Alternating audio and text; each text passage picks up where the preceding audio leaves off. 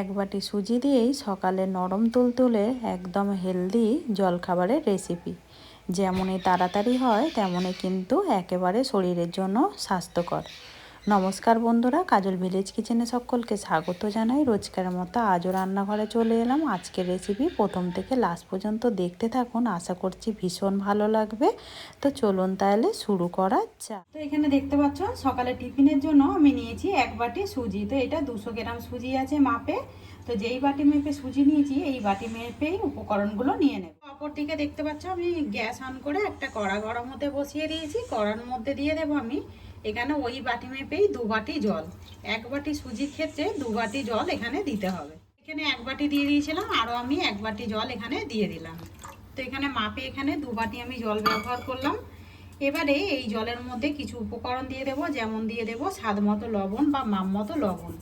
লবণটা তোমরা তোমাদের মাপ মতোই কিন্তু ব্যবহার করবে, সুজিটা কম বেশি হতেই পারে। এবারে এখানে দিয়ে দেবো আমি 2 চামচ ভরে ভরে সাদা তেল। তো একেবারেই বলতে পারো এটা তেল ছাড়াই খাবার। তো একদম ছোট্ট একটা চামচ নিয়েছি, এইটা আমি 2 চামচ দিয়ে দেবো সাদা তেল। এখানে দেখতে পাচ্ছ জলটা কিন্তু গরম হয়ে গেছে। এর থেকে আর বেশি গরম করার দরকার নেই, একটু নাড়িয়ে দিলাম। এবারে আগে থেকে আমি একটা আলুকে এইভাবে গেট করে রেখেছি, তো বড় গেটারের সাহায্যে গেট করে নিয়েছি। এই আলুটা আমি এর মধ্যে দিয়ে দেব। তো তোমরা চাইলে এখানে তোমাদের পছন্দ মতো কিন্তু সবজি ব্যবহার করতে পারো। এবারে দিয়ে দেবো এখানে অল্প একটু ধনেপাতা, এতে করে কিন্তু টেস্টটা দারুণ আসবে আর টিফিনগুলো দেখতেও কিন্তু একদম একটু অন্য রকমের হবে। এখানে আলুটাকে দিয়েও আমি খুব ভালো করে জলের সঙ্গে মিশিয়ে নিলাম। তা আগে থেকে এইভাবে মাপগুলো কিন্তু দিয়ে দিলে তোমরা দেখবে এতে করে খেতে কিন্তু দারুণ লাগবে। দেখেছো এক বাটি সুজির জন্য আমি এখানে কিন্তু 2 বাটি জলের ব্যবহার করেছি। আলুটা যখনই হালকা একটু নরম হয়ে যাবে তখনই আমরা কিন্তু সুজিটা ব্যবহার করবো। আর এই আলুগুলো খুব বেশিক্ষণ সময় লাগে না সিদ্ধ হতে। তো দেখতে পাচ্ছ এখানে কিন্তু খুব ভালোভাবে জলটাও বেশ ফুটে উঠেছে আর আলুটাও কিন্তু এখানে বেশ সিদ্ধ হয়ে গেছে। এর থেকে আর বেশি সিদ্ধ করার দরকার নেই, এইভাবে সিদ্ধ করে নিলেই হয়ে যাবে। এবারে আমরা যে সুজিটা নিয়েছি এটাকে আমরা এইভাবে একটু মিশিয়ে নেব। তো এক হাতে দেবে আর এক হাতে এইভাবে মেশাবে, তাহলে কিন্তু একদম ডেলা ডেলা যে পাকিয়ে যায় সেটা কিন্তু একেবারেই ভয় থাকবে না। এইভাবে খুব সুন্দর করে মিশিয়ে নেব।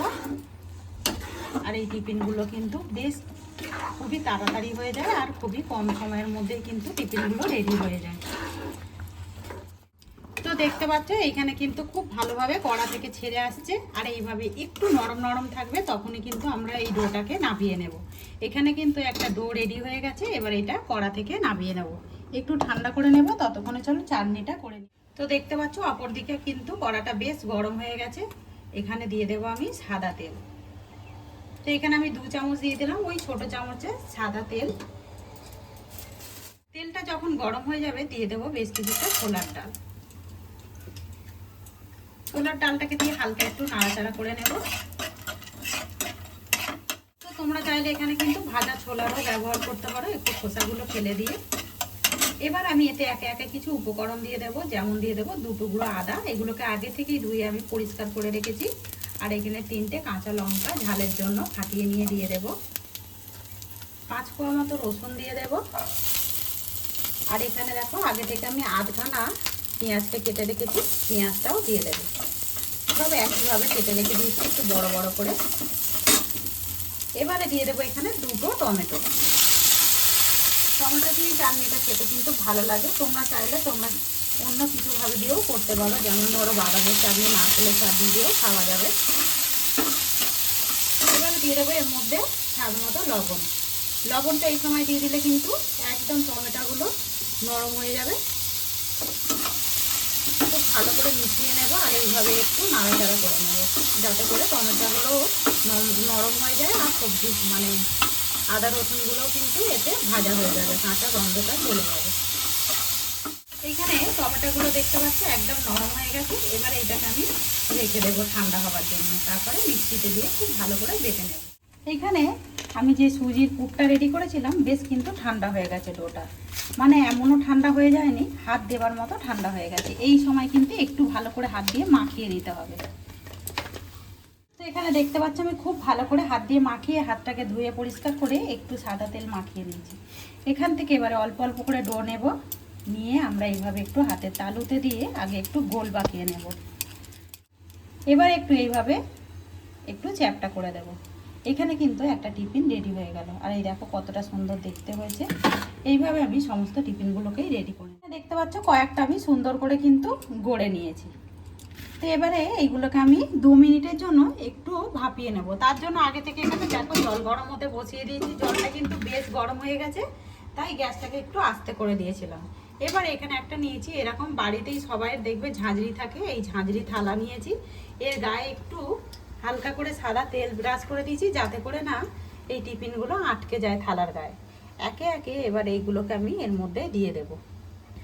এইগুলো যেমনই নরম হয়, খেতে কিন্তু একদম দুর্দান্ত হয়। আর দেখতেই পেয়েছো সামান্য 2 চামচ তেল দিয়ে কিন্তু এই টিফিনগুলো খুব সহজেই রেডি হয়ে যায়। বেকিং পাউডার, বেকিং সোডা, এমনকি টক দই ছাড়াই এই টিফিনগুলো রেডি হয়ে যায়। খেতে একেবারে অন্য স্বাদের হয়। এখানে দেখতে পাচ্ছ কয়েকটা কিন্তু আমি দিয়ে দিয়েছি। এবারে এটাকে আমি 2 থেকে 3 মিনিটের জন্য এইভাবে একটু ভাপিয়ে নেব। এইখানে 3 মিনিট মতো আমি খুব ভালো করে দেখো ভাপিয়ে নিয়েছি। আর ভাপানোর পরে দেখতে পাচ্ছ কতটা সুন্দর সফট আর নরম হয়েছে। এবারে এই টিফিনগুলোকে নাবিয়ে নেব। সমস্ত টিফিনগুলোকেই আমি একটা প্লেটের মধ্যে আগে নাবিয়ে নেব।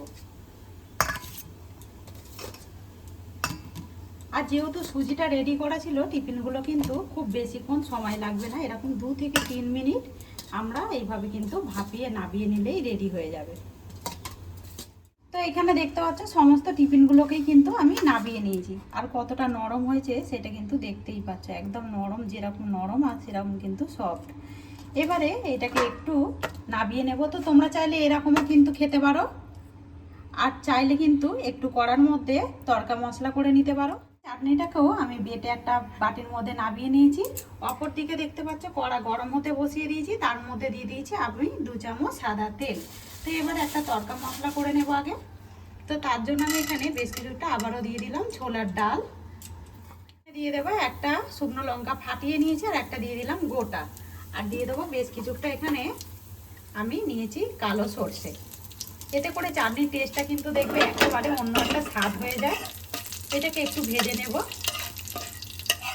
এখানে খুব ভালো করে কিন্তু ভাজা হয়ে গেছে তড়কা মশলাটা। এবারে কয়েকটা কারি পাতা দিয়ে দেবো, দিয়ে একটু নাড়াচাড়া করে নেব।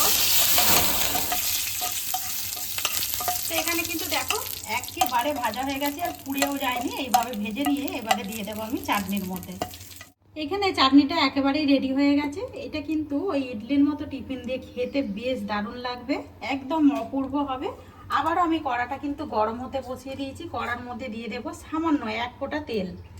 দিয়ে দিলাম আমি ওই চামচের অল্প একটু তেল। এবারে দিয়ে দেবো এর মধ্যে কয়েকটা আমি ফ্রেশ ছোলার ডাল। তো আমি অর্ধেকটা তোমাদেরকে টিফিনটা একটু অন্যরকম করে দেখাচ্ছি, তড়কা মশলা দিয়ে দেখাচ্ছি। এতে করে খেতে দেখবে একদম অন্য একটা স্বাদ আসবে, বেশ কিন্তু খেতে ভালো লাগে। যখন দেখবে ফোড়নটা এইভাবে একটু ভাজা হয়ে গেছে, আর এই সময় কিন্তু আমি গ্যাসটাকে আস্তে করে দেব। দিয়ে দিলাম কয়েকটা আবারও কারি পাতা। এবারে দিয়ে দেবো সামান্য একটু লঙ্কার গুঁড়ো, খুব সামান্য দিয়ে দিলাম লঙ্কার গুঁড়ো।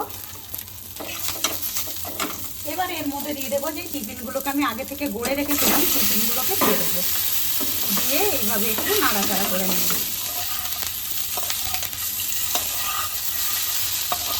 তো তোমাদের আজকের এই টিফিন একদম ধরতে গেলে তেল ছাড়া, চিটে কোটা তেল দিয়ে, তো কেমন লাগলো অতি অবশ্যই কমেন্ট করে জানাবেন।